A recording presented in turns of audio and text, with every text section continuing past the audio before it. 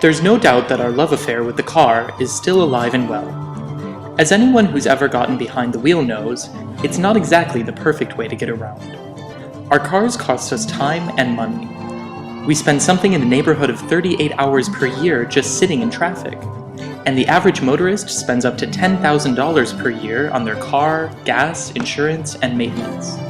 Cities across the world are trying to get us to step away from our cars and reimagine how to use our streets. In Paris, bans on certain car travel and increased levels of walking and cycling has helped drastically reduce levels of smog. Even in car-centric cities like Los Angeles, governments are recognizing the health benefits of more active transportation and acting accordingly. To help make walking, cycling, and transit more attractive, cities are building new infrastructure. Even small additions like bike signals or better signage goes a long way in improving the ease of travel on foot or on bike. To find out how some people choose to get around, we went out to the Plateau in Montreal to interview some local residents. How did you get around as you were a child?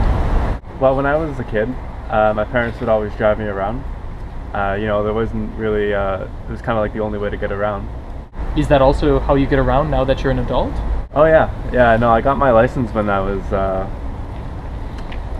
16, and I've been driving ever since. Why do you choose to drive? Well, driving is, it's really convenient. I can get to where I want to be pretty quickly, and it's free parking at my apartment, it's free parking at my work, it just makes sense to drive. And I don't really like taking like the bus or biking or something like that.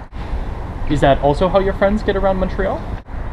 Oh yeah, all my friends drive to where they need to be. Let's talk to another resident of the Plateau to see how she gets around. So how did you get around when you were younger? Well, in elementary school, I walked to school every day, and in high school, I took transit. And is that also how you get around now as an adult? Well, I bike to school and to work. I walk when I'm just running errands in my neighborhood, and I take transit to get a little bit farther. And why do you get around by walking and biking and transit? It's fast, it's easy, it's cheap, and I don't have to sit in traffic and deal with traffic congestion like that. And is that also how your friends get around? Oh yeah, we all bike or walk or take transit. It's just what you do. It's not just these residents of the Plateau whose travel behavior is influenced by their exposure to travel choices in childhood and the travel choices of their friends. A recent study at McGill University found that children who are taught and encouraged to use active transportation when they are young are also more likely to continue using it when they are older. Since people's past travel behavior is likely to mirror their transportation preferences for life, one of the most effective ways to change travel behavior is to start young. In New Jersey, an in-school program informing students of different transportation options is finding success in normalizing all types of travel behavior. Another program in the Peel region of Ontario includes an experiential component that educates students about cycling. A bike to school day is another way to promote cycling at a young age. In addition to promoting active transportation to children, there are also ways to change the travel behavior of adults.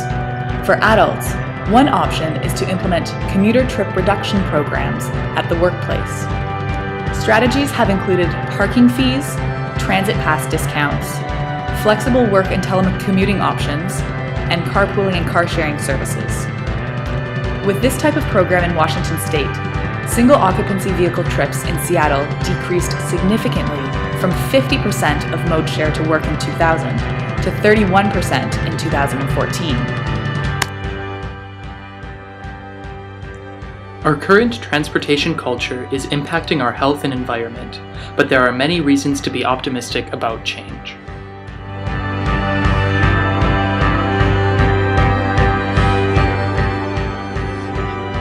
Cycling, walking, and public transportation all provide alternatives that aren't only good for our health and the environment, but are also good for our wallets and our time.